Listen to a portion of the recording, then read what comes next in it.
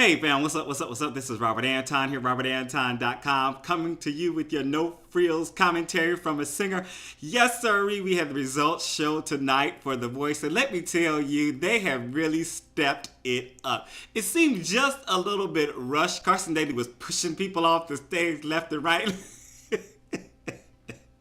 But let me tell you, it was exciting and interesting, and let me tell you why, okay? Tonight, America got to pick the top three. They had from each team, so they voted for the top three, and then the bottom three each had to sing for their life. You know, all the shows now are doing this, X Factor, The Voice.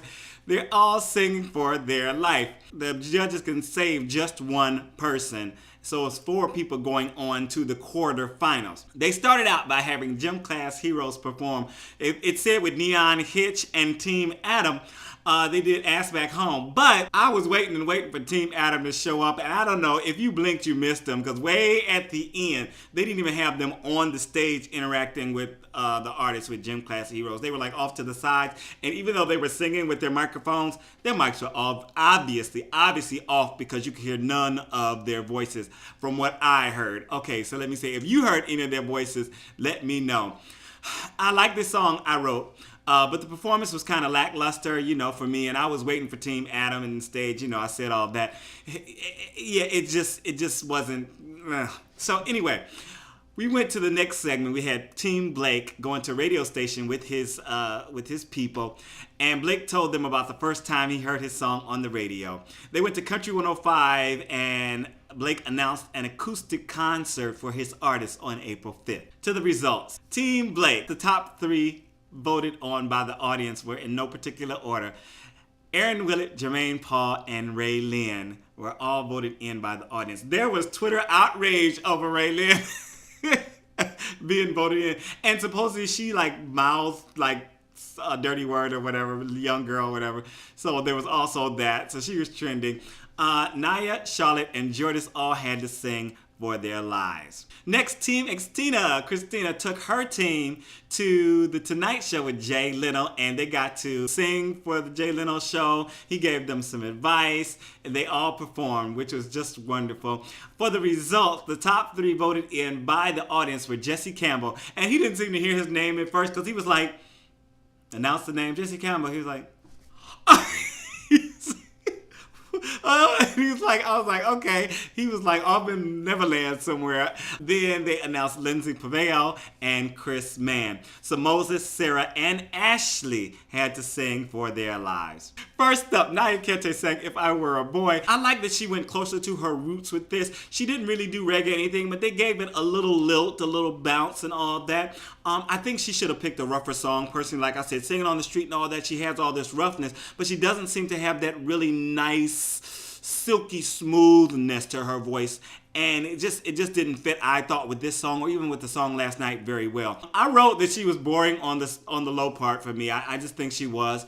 And the higher part seemed to kind of vex her voice. She seemed to be pushing a little bit, a little hard for her to get out. So I don't think it was one of her best performances. Charlotte sometimes did Iris by Goo Goo Dolls. And she did better on this than last night, personally, for me. It was kind of laid back. And she was about to cry, but she kind of, I think, channeled that and got a little more anger in there, which stopped the tears. I thought it was a good choice for the song, and I think she did pretty good on it. Jordis Unga did Wild Horses. She dialed this way back from her Rocky chick kind of thing. I thought it was very classy and very marketable. There's the word right there. I really enjoyed the performance though. She sounded good. She looked beautiful, and it just wasn't too much. It wasn't all in your face. And I wrote, I'll be surprised if Blake doesn't save her out of the 3. And all the judges thought that she should be saved. Jordis should be saved, that she did the best in these performances. And so did Blake. Blake saved Jordis. And Blake went up to go on the stage, and Jordis was going to give him a hug, but Carson Daly pushed her off, I was like, how rude. It's just rude. He's not British. Anyway, you guys might not get that unless you watch X Factor. Next up, Ashley De La Rosa performed. She did Paris Ooh La La, something I haven't heard. I think it's Grace Potter and the Nocturnals. She came to conquer from the first note. I loved her attitude, and she worked the stage, and she interpreted the song well. She did the lyrics.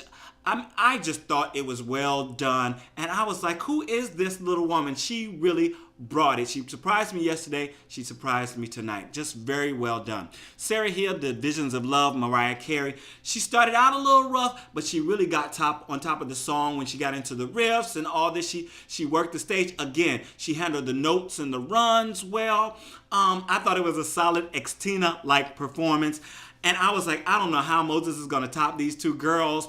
And I didn't know how TeamXtina was going to choose between the two of them. Then Moses Stone came up. He did Break Even, Falling to Pieces by the Script. And he started out with a pretty solid vocal. I was like, oh. But then he started, again, to lack something in the falsetto, you know. And it takes time for a singer's voice to get the kind of musculature that can really handle a good falsetto. And some of us never learn it.